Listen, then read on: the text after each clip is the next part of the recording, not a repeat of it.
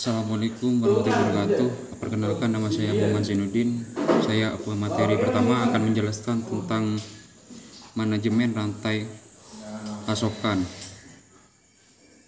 Definisi manajemen rantai pasokan, supply chain management adalah proses pengelolaan kegiatan yang terkait dengan produk atau jasa yang dimulai dari perencanaan hingga distribusi pasokan.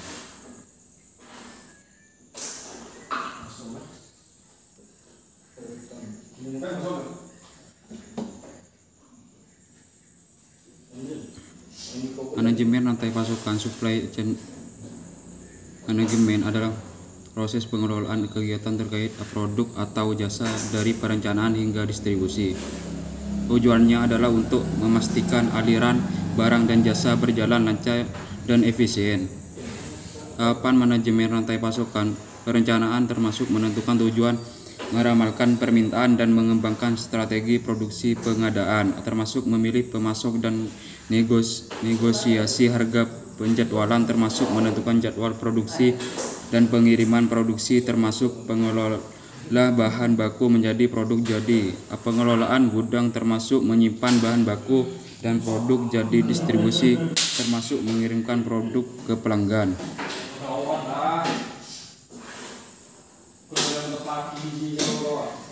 Komponen utama rantai pasokan: perencanaan, peramalan permintaan, perencanaan produksi dan manajemen inventaris, pengadaan, pemilihan pemasok, negosiasi harga dan manajemen hubungan dengan pemasok. Produksi, proses manufaktur, pengendalian kualitas dan penjadwalan produksi. Distribusi, logistik, transportasi, pergudangan dan manajemen pesanan.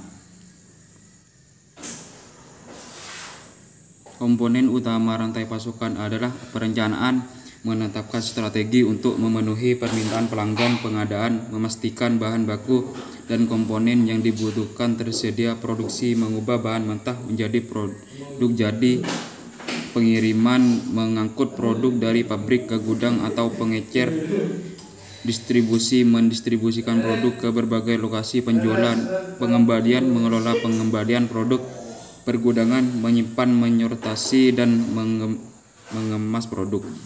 Baik, saya akan melanjutkan apa yang dijelaskan dari pemateri pertama, yaitu tentang strategi manajemen rantai pasokan. Adalah pendekatan terstruktur untuk merencanakan, mengordinasikan, dan mengendalikan aliran barang, informasi, dan keuangan dari pemasok ke produsen, kemudian ke distributor, akhirnya ke konsumen akhir.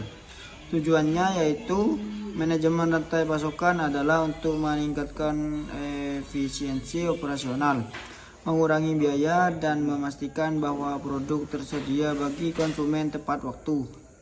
Berikut adalah beberapa strategi kunci dalam manajemen rantai pasokan. Yang pertama, perencanaan dan pengendalian kualitas. Strategi ini berfokus pada produksi dan pengiriman barang hanya ketika dibutuhkan, sehingga mengurangi biaya penyimpanan. Kedua, pendekatan ini bertujuan untuk meminimalkan limbah dan meningkatkan efisiensi melalui perbaikan berkelanjutan. Manajemen hubungan dengan pemasok. Itu kemitraan strategis, yaitu membangun hubungan jangka panjang dengan pemasok untuk meningkatkan kepercayaan dan kolaborasi. Kedua, pengelolaan kinerja pemasok, yaitu menggunakan evaluasi kinerja untuk menilai dan memotivasi pemasok. Optimalisasi rantai pasokan, yaitu menggunakan teknologi untuk memantau dan mengelola inventaris secara efisien. 4. Logistik dan transportasi. Pemilihan jalur transportasi, memilih moda transportasi yang paling efisien dan ekonomis berdasarkan jenis barang dan tujuan. Kelima, penggunaan teknologi. Sistem manajemen rantai pasokan, yaitu integrasikan berbagai fungsi bisnis untuk meningkatkan fleksibilitas dan koordinasi di seluruh rantai pasokan. 6. Berlanjutan dan tanggap sosial. Manajemen lingkungan yaitu mengurangi dampak lingkungan dari operasi rantai pasokan melalui praktik ramah lingkungan. Yang ketujuh, kolaborasi dan koordinasi. Kerjasama dengan mitra bisnis yaitu bekerjasama dengan mitra bisnis untuk membagi sumber daya dan meningkatkan efisiensi. Yang kedua, teknologi dalam manajemen rantai pasokan, yaitu memainkan peran penting dalam manajemen rantai pasokan dengan meningkatkan efisiensi, transparansi, dan kemampuan prediksi. Berikut adalah beberapa teknologi utama yang digunakan dalam manajemen rantai pasokan. Yang pertama, sistem manajemen inventaris, yaitu menggunakan gelombang radio untuk melacak dan mengidentifikasi barang secara otomatis. Yang kedua, perangkat lunak manajemen rantai pasokan, ERP, yaitu integrasikan berbagai fungsi bisnis untuk meningkatkan visibilitas dan koordinasi di seluruh rantai pasokan. Yang ketiga, big data dan analitik, yaitu menggunakan big data untuk mendapatkan wawasan tentang tren pasar, permintaan konsumen, dan kinerja operasional. Yang keempat, Internet of Things, memantau kondisi barang dan lingkungan, penyimpanan secara real time untuk mencegah kerusakan dan kehilangan. Yang kelima, cloud computing, yaitu menggunakan cloud untuk menyimpan dan mengolah data besar dengan biaya rendah dan aksesibilitas tinggi. Yang keenam, artificial intelligence. Baik, di sini saya akan menjelaskan terkait tentang tantangan dalam manajemen rantai pasokan. Di dalam manajemen rantai pasokan yang terdiri dalam beberapa komponen utama seperti perencanaan, distribusi, sourcing, dan lain sebagainya. Kita akan menemukan beberapa tantangan yang dapat mengganggu manajemen yang sedang dilakukan untuk memastikan rantai pasokan itu dapat terkontrol secara kontinu. Dalam hal ini, dengan beberapa jenis yang ada dalam tantangan tersebut, saya akan menyampaikan 3 tantangan yang secara umum terjadi dalam kompleksitas manajemen rantai pasokan. Yang pertama adalah tentang ketidakpastian permintaan.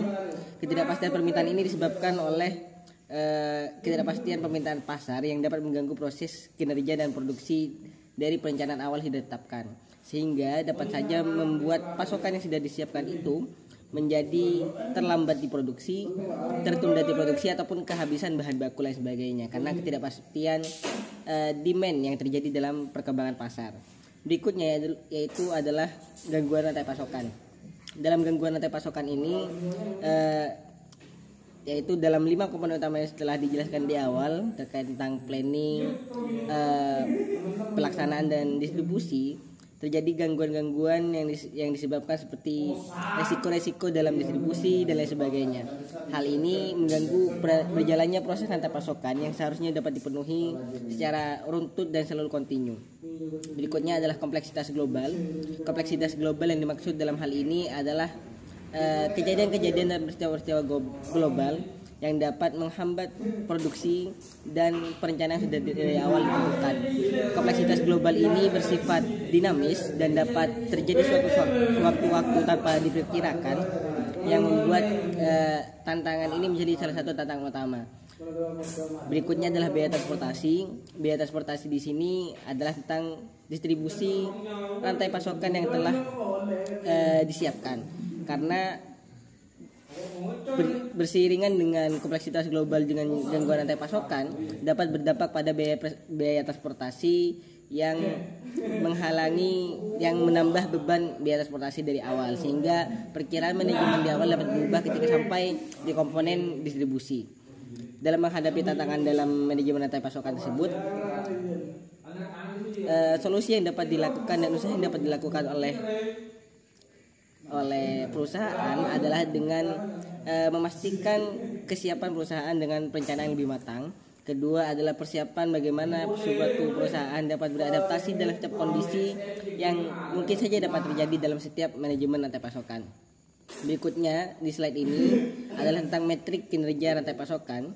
Metrik kinerja rantai pasokan ini adalah metrik yang menjelaskan dan menunjukkan efisiensi dan efektivitas dalam produksi rantai pasokan itu. Metrik pertama adalah tingkat pemenuhan pesanan, yaitu yang kedua adalah waktu siklus pesanan diproduksi, yang ketiga biaya rantai pasokan yang dijalankan, dan yang terakhir adalah tingkat perputaran inventaris. Dalam banyak jenis metrik yang dapat kita gunakan, namun dalam hal ini, dalam slide ini kelompok kami menyampaikan dan menampilkan metrik segitiga yang didasarkan pada tingkatan 1, 2, 3, dan 4. Sekian, terima kasih. Oke, sebelumnya Assalamualaikum warahmatullahi wabarakatuh. Saya akan melanjutkan penjelasan dari materi sebelumnya, yaitu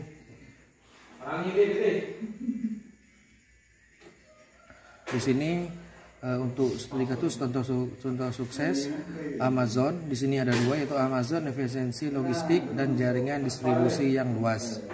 Nah, Amazon efisiensi logistik dan jaringan distribusi yang luas. Satu, jaringan gudang global. Amazon memiliki jaringan gudang fulfillment centers yang sangat luas dan terbesar di berbagai negara. Ini memungkinkan mereka menyimpan produk lebih dekat ke pelanggan sehingga mempercepat pengiriman. Contohnya, Amazon Prime memungkinkan pengiriman dalam 1 sampai 2 hari, bahkan beberapa jam di kota besar. Sistem ini mendukung pengiriman cepat tanpa harus mengandalkan satu lokasi pusat. Yang kedua yaitu teknologi otomatisasi. Amazon menggunakan robotika dan kecerdasan buatan AI untuk meningkatkan efisiensi. Robot di gudang untuk mengambil dan memindahkan barang. AI untuk mengatur stok, memperkirakan permintaan dan mengoptimalkan rute pengiriman. Yang ketiga yaitu last mile deliver and ekspansi armada. Amazon juga mengembangkan armada pengiriman sendiri. Amazon Flex, program crowdsourcing mirip Gojek dan atau Grab untuk pengiriman. Amazon Air dan drone delivery Prime Air untuk masa depan. Yang keempat yaitu logistik terintegrasi. Amazon mengontrol hampir seluruh rantai distribusinya dari gudang, pemprosesan pesanan hingga pengiriman air, memungkinkan biaya lebih rendah dan kontrol penuh atas kualitas layanan.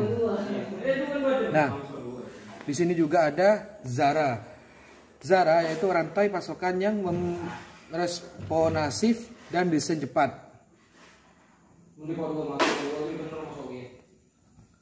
Nah, Zara rantai pasokan yang responsif dan desain cepat, fast fashion model. Desain responsif dan real time. Zara memantau tren mode dan reaksi konsumen secara real time melalui data dari toko dan online.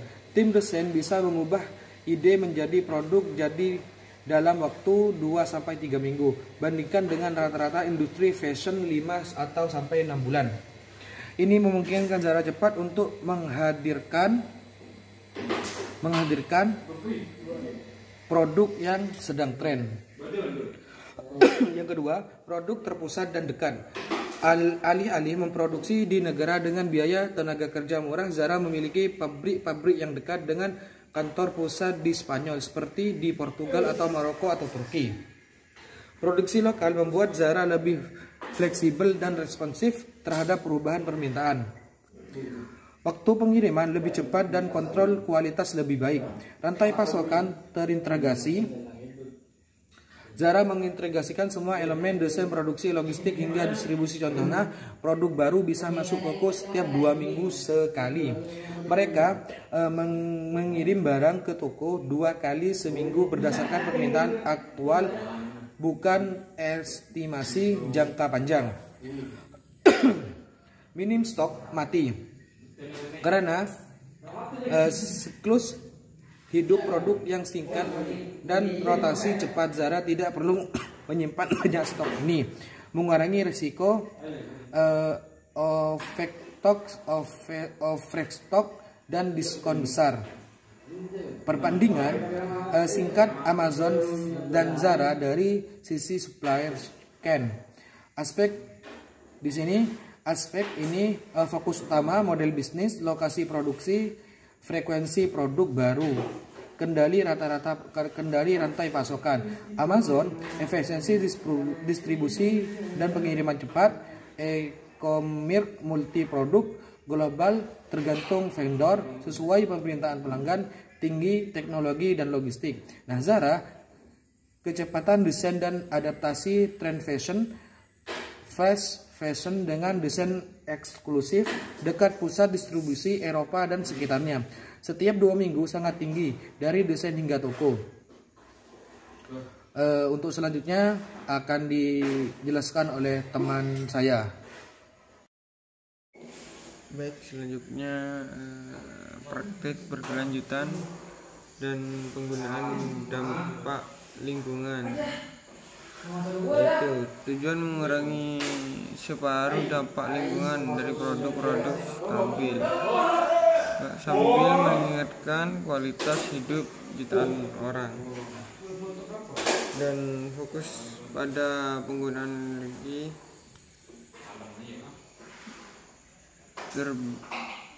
terbarukan, pengurangan limbah plastik dan efisiensi air. Yang kedua, penggunaan bahan ramah lingkungan, yaitu kemasan daur ulang dan minyak sawit berkelanjutan bersertifikat RSPO. Yang ketiga, transparan dan jejak karbon. Produk diberikan label jejak karbon agar konsumen tahu dampaknya. Mendorong praktik pertanian dalam rantai pasokan mereka, terutama untuk bahan pangan seperti teh sayur. Baik, kita langsung kontrol ketat atas rantai pasokan dan kualitas tinggi. 1. Rantai pasokan terkendali. Yang kedua, desain produk. Yang ketiga, produk berkualitas tinggi dan konsisten. Menguasai 37% pasar pada 2023. 1. Dominasi pasar. Menurut laporan tahun 2023, Amazon menguasai 37% pasar di Amerika Serikat. Yang kedua, faktor pendukung pasar besar.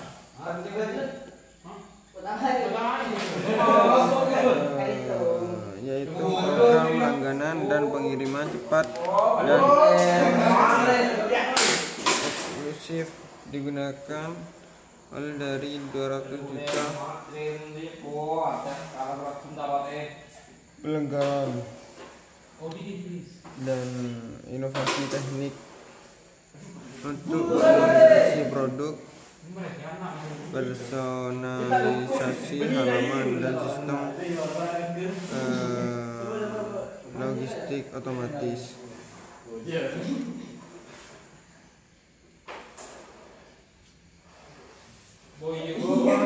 Kesimpulan, pasokan efektif. Manajemen rantai pasokan yang efektif penting untuk kesuksesan bisnis. Teknologi dan strategi yang dapat meningkatkan efisiensi. Rencanaan tentang harus diatasi dengan perencanaan yang matang.